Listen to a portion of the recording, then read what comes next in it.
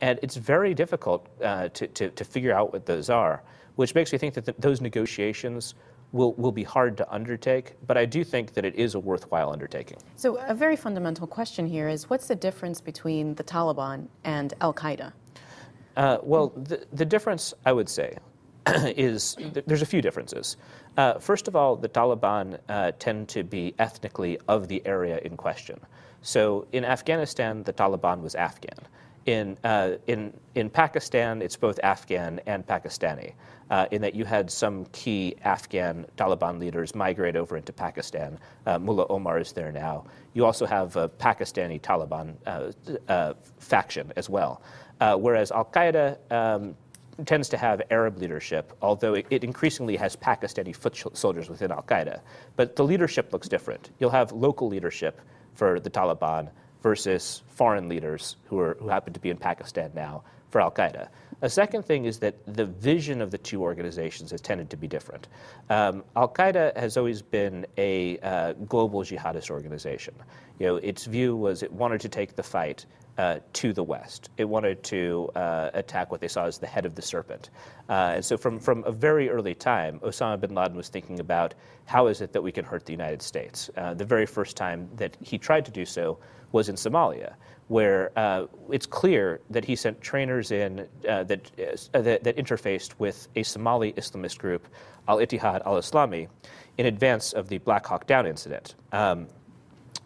Also, whereas in contrast, the Taliban had more of a regional focus. They were interested in setting up Islamic governance inside Afghanistan, but didn't display as much of a commitment in the 1990s to the global jihad that bin Laden was so committed to. Now, that may have changed. A lot of people who follow the Taliban closely and look at the classified reports coming out of this have told me that the vision between these two organizations, the daylight between them has very much narrowed.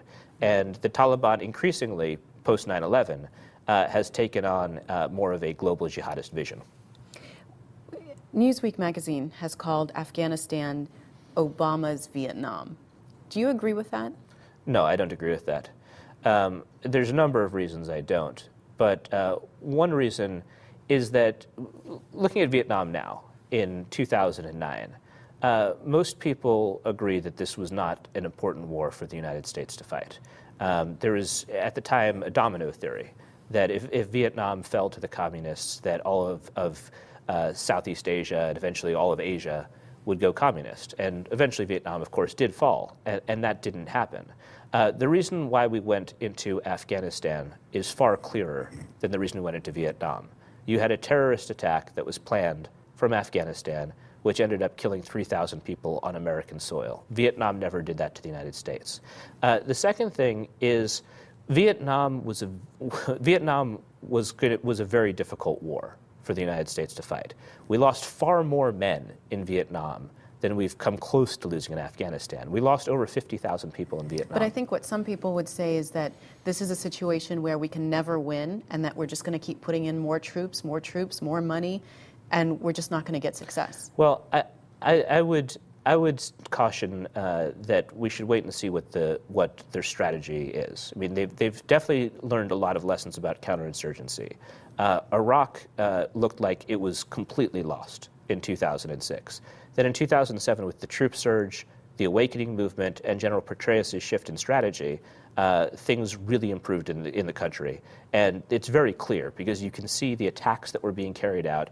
You can see the areas that were controlled by al-Qaeda, and there were areas actually controlled by al-Qaeda in Iraq, like where they were able to implement their own version of Sharia law, implement a governing structure, and the like. Those areas were completely destroyed. And what I mean is that al-Qaeda's governing structure was completely destroyed. The areas themselves were not. But you had a very successful counterinsurgency strategy there. There is, of course, a question as to whether the success in Iraq will hold. In recent days, we've seen a large number of suicide bombings that have caused mass casualties in Iraq. There's a question as to whether that's the normal kind of noise that you see, or whether this is the tip of another trend. So do you think that the extra 17,000 troops will help? I think that having 17,000 extra troops will help there, but they wouldn't if there were no shift in strategy. If we were doing the exact same thing that we'd been doing for the past several years in Afghanistan, and just sent 17,000 more troops, it wouldn't make a difference. Just like in Iraq, if you had the troop surge, but you didn't change the strategy, it wouldn't have made a difference. Things wouldn't have changed there. So can you define success for me in Afghanistan? I think part of it, actually, you have to define it as you go along. I mean, obviously, for wrapping things up, you want to define what the end game is. Like in Iraq, for example, we are drawing down troops in Iraq.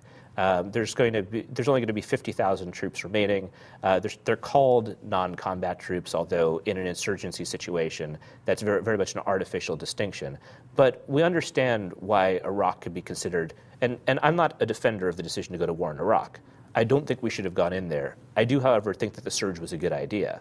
And you can see now, as we're leaving, what those benchmarks are.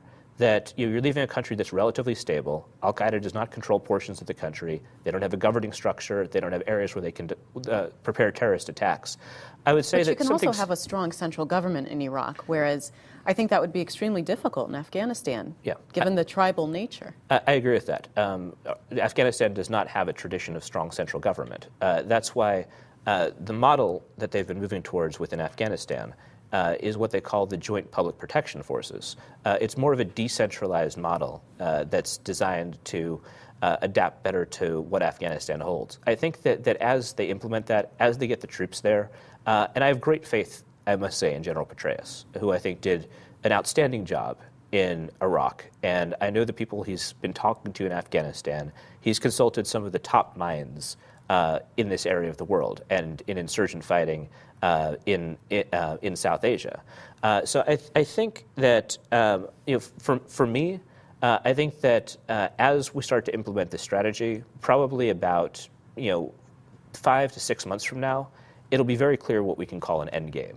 And I don't mean that we'll be close to the end game. In Iraq, it took 2 years after the surge before you could start to get the exit strategy in place. So you think we can really turn things around in Afghanistan? I do, and I don't think it's a given that we will.